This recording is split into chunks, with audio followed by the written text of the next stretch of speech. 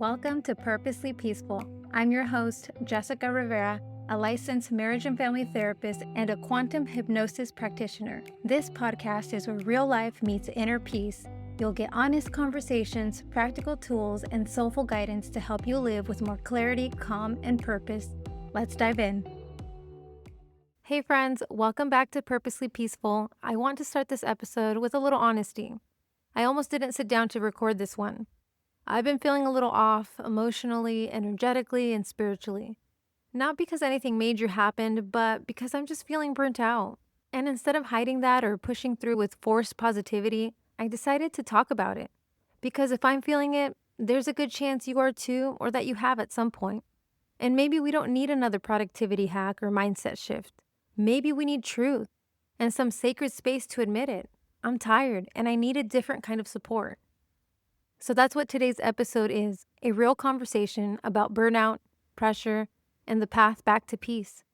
I've been feeling a little burnt out, and when that happens, I have a tendency to pull back from life, from people, from all the demands that life has. I did have an episode I was working on for last week, and a few things went sideways, and I just felt a little out of steam, so I never got around to finishing it or getting it uploaded. So I decided to give myself some time to rest. I've lost count of how many times I've said that to other people, so I've taken it as slowly as I could, at least as slowly as life allows. Have you ever felt burnt out, like you're running out of steam, but somehow you're still pushing through? It's incredible how much we are capable of doing. But doing all the time is usually what screams, you're burning on both ends. What are you going to do now? Let's just start here. Can you recognize when you've reached a point of exhaustion? That you can't possibly fit one more thing into your day? That the feelings of dread are starting to creep in and the overwhelm is on overdrive? Maybe you're feeling short-tempered, easily irritated, or numb. Those are the nervous system's red flags. And here's something that we don't hear enough. Burnout isn't always about doing too much. Sometimes it's about how we're doing it and why. Are we trying to prove something, avoid something, earn something? Love doesn't come through overworking. Peace doesn't come through performance. Some would think that if you're burnt out, the solution is to reorganize your life, give up, or do a full 180. And sure, sometimes change is needed, but let's not be so quick to spring into action. Burnout is a signal, not a flaw. Burnout is your body and soul waving a white flag. It means something is costing you too much emotionally, energetically, or spiritually. And while that doesn't always mean quit everything, it does mean something has to shift. The next part is really about learning how to tune into your own guidance system. But before we go further, I want to give you a deeper understanding of what burnout is and why it affects so many of us, especially those of us doing purpose-driven work. Let me define burnout and debunk some of the myths that I hear. What is it really? It's more than being tired. It's physical, emotional, and spiritual depletion. Burnout versus stress. Stress says, I can't take anymore. Burnout says, I don't care anymore. The myth is the belief that you're doing too much. The truth, it often means you're doing too much of the wrong things or giving too much of yourself with no replenishment. So let me talk about how burnout sneaks up on purpose-driven people. It's the martyr mindset. I'll rest after I help them. This is how pressure shows up in ways that you want to prove yourself, especially for therapists and healers and nurses and parents. How loving what you do doesn't protect you from burning out. Sometimes it makes it worse. So here are some early warning signs. Emotional flatness, you're just kind of not feeling much. Irritability, being cynical, feeling disconnected, experiencing brain fog or forgetfulness, and that constant feeling like you push through because you got to get something done, but it's without joy. Your nervous system will send out some red flags like a tight chest, shallow breathing, headaches, sleep issues, you name it. One of my early warning signs is I'm craving more sugar. So usually I will have at least one coffee a day and maybe a soda here and there, maybe a couple times a week when I'm doing great. When I'm not doing so well, I'll want another coffee and then I'll have a soda for lunch and then I want one for dinner. I find myself craving it more and more. And so when I get to that point, those are my early warning signs that I'm emotionally trying to cope with something. I just need to slow down and figure out what that something is. And I share this so that you can start to figure out what are your early warning signs before you find yourself in a difficult situation or emotional overwhelm. What was happening before you even got there? That way you can start to figure out in your life, what are my early warning signs? So this moves me to the burnout cycle. This is what it looks like. We'll have high energy, we're doing everything, we're feeling good. And while we're feeling good, we do more and take on more. And so we end up overcommitting. But then eventually that leads to depletion. And when we're depleted, we don't have energy, we don't want to do things, and then we feel guilty. And then out of guilt, we overcommit again. And so it's just a cycle that keeps going. It's hard to get back into that high energy cycle. And so I've gone through these phases in my life. I'm currently going through one right now. So I want to talk about realistic solutions, not just bubble baths, but something real that you can actually do. And so one of the things that you can start to do is to give yourself permission to pause, to say, I'm going to rest without guilt. And at first, this is going to feel very foreign, but at least saying, you know what, I'm just going to do it for 5 minutes then. Can I rest? Can I go sit by a tree for 5 minutes? Can I go put my feet on the grass? Can I sit in a rocking chair and watch the birds? Can I go sit on the patio and just take in whatever I see and feel? Something else you could do is doing energetic audits on yourself. Where is your energy going? What's giving versus draining? Because if it's draining, those are the very things that are making you feel how you're feeling. You got to figure out how to navigate it. You can also work on redefining productivity, to learn to put a lot of value in rest, in the white space in life, and to give yourself that space to emotionally integrate how you're feeling. To me, emotional integration is that I'm going to take a moment to see how that sits with me, that emotion, that situation, that trigger. And once it integrates, that means I've absorbed it. I understand where I'm at. I can figure out how I got to where I got, or at least try to. And then I move on. To me, what's most valuable is giving myself permission to rest. And this is sometimes where we got to call in our support systems. So think about who holds space for you when you're having a hard time. Who can help you? And this is not to encourage you to always find other people to help you. But at certain points in my life, like if I'm burnt out and my house is getting messy, it's okay for me to ask for help. From my spouse, from my mom, or a friend, whoever, it's okay to ask for help.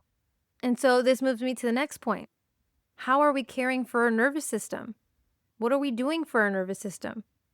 There's a lot of things you can do, like breath work, silence, intentionally having slow mornings, spending time connecting with your body. And when I say connect with your body, that means sit down and listen to it. What does it want to do right now? Does it want to go on a walk? Does it want to rest? Does it want to eat something nourishing? And if you say it wants to watch TV, well, you can do that. But to me, that's a disconnection, not a connection.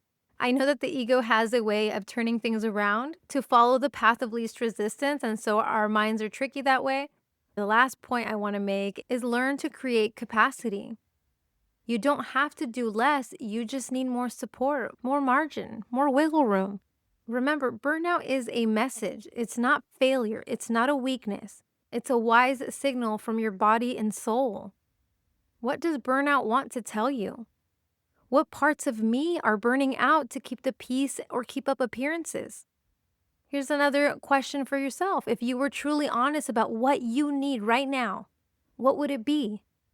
I find affirmations to be really useful when you are stuck in a certain place and you just can't seem to snap out of it.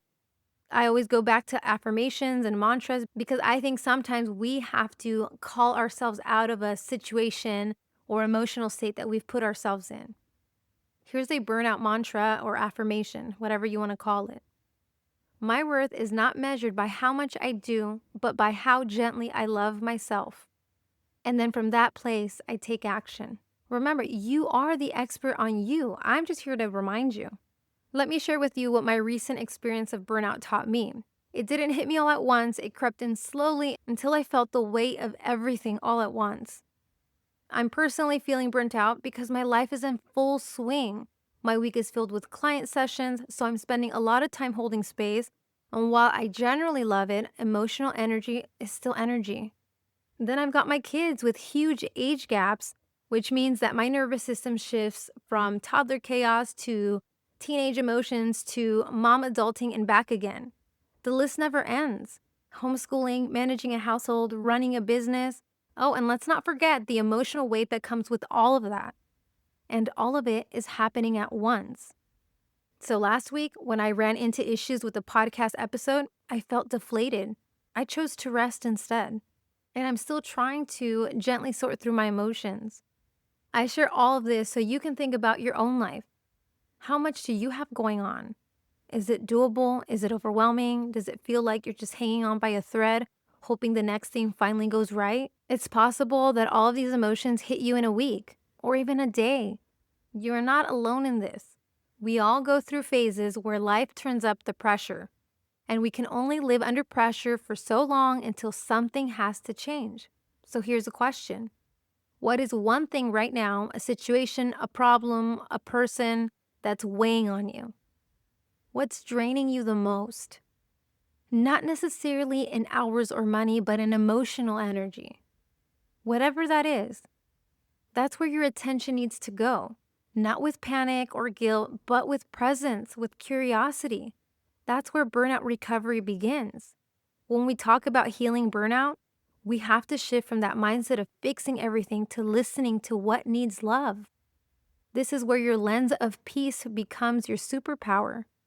Ask yourself, what would peace look like here? Where can I start to relax the situation? Where can I say no quietly and even just to myself for now? What would feel more aligned? Maybe you're in a job or a career that's burning you out. I see it all the time.